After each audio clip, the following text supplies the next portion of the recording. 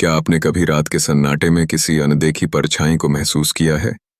क्या आपके कानों ने कभी किसी ऐसी आवाज को सुना है जो किसी इंसान की नहीं लगती? क्या आपको भी लगता है कि अंधेरे में कोई आपको देख रहा है?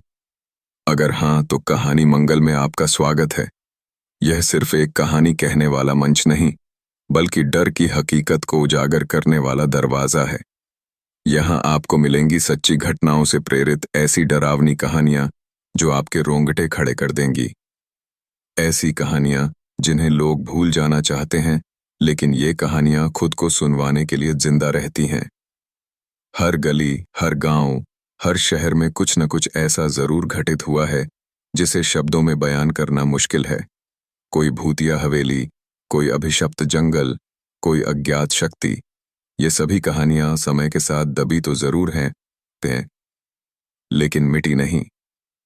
कहानी मंगल इन्हीं भुला दिए गए रहस्यों को उजागर करता है और आपको ले चलता है डर की एक नई दुनिया में।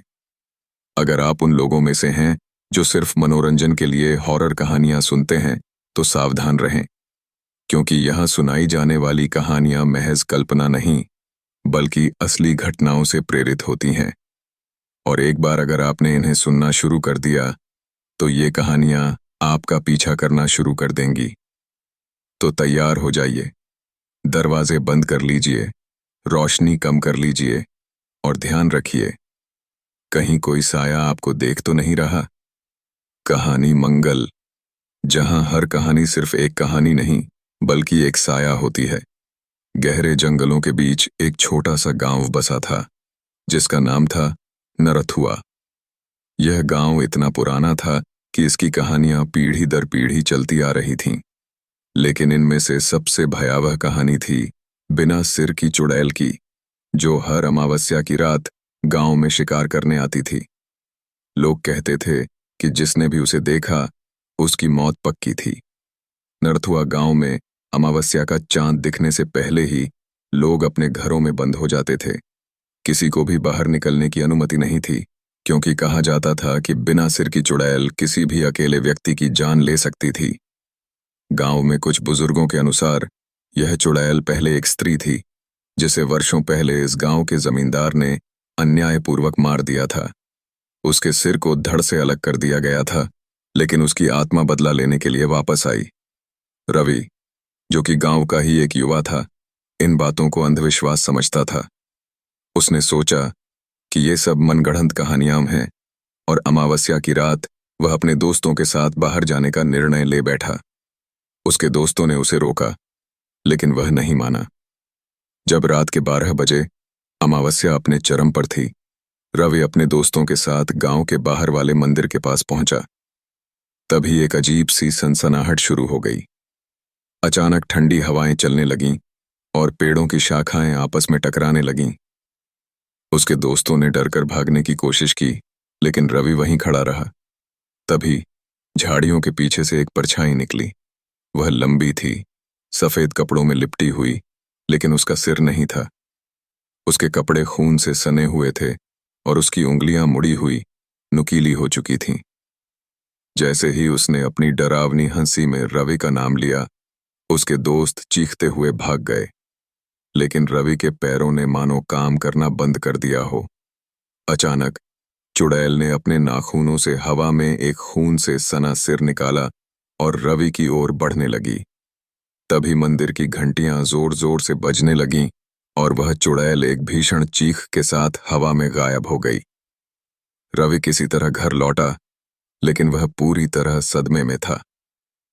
अगले दिन गांव के बुजुर्गों ने उसे बुलाया और बताया कि इस चुड़ैल का असली रहस्य क्या था। करीब 100 साल पहले गांव के जमींदार ने एक निर्दोष महिला कामिनी को झूठे आरोप में फंसाकर उसकी बलि दे दी थी। उसके सिर को काटकर जंगल में फेंक दिया गया था और शरीर को गांव के कुएं में डाल दिया गया था।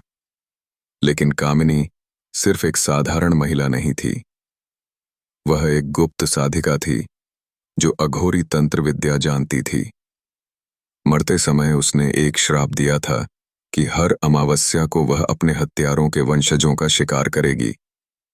तब से हर अमावस्या को गांव में एक व्यक्ति की रहस्यमय तरीके से मौत हो जाती थी। रवि ने ठान लिया कि इस श्राप से गांव को मुक्त कराना ही होगा। लेकिन इस बार की अमावस्या और भी खौफनाक थी।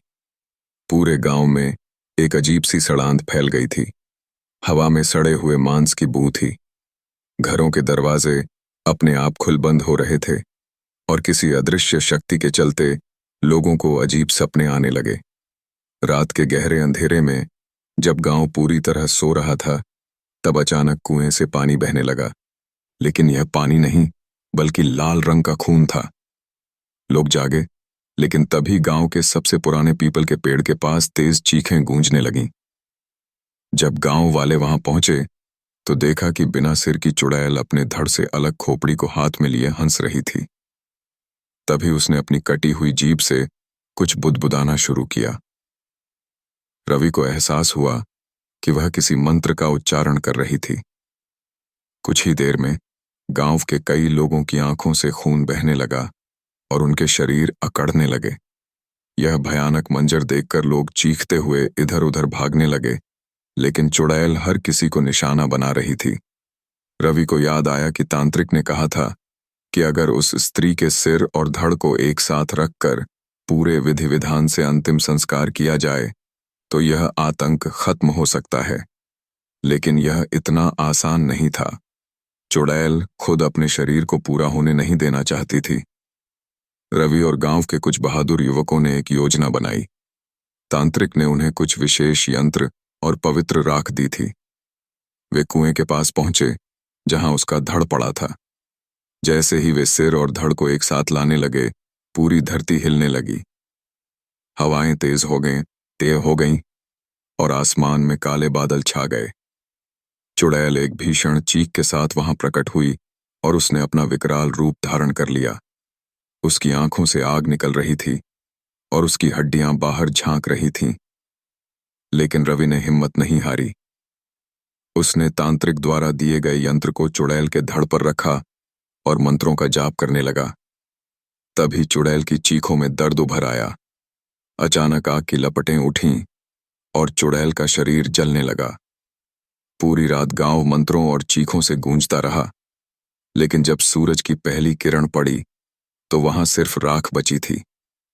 बिना सिर की चुड़ैल हमेशा के लिए मुक्त हो चुकी थी। उस दिन के बाद से गांव में अमावस्या की रात कोई शिकार नहीं हुआ। लेकिन गांव के बुजुर्गों का मानना था कि कामिनी की आत्मा पूरी तरह मुक्त नहीं हुई थी। शायद वह सिर्फ सही समय का इंतजार कर रही थी। तो ये थी आज की डरावनी कहानी। लेकिन क्या यह सच में खत्म हुई? क्योंकि डर कभी खत्म नहीं होता।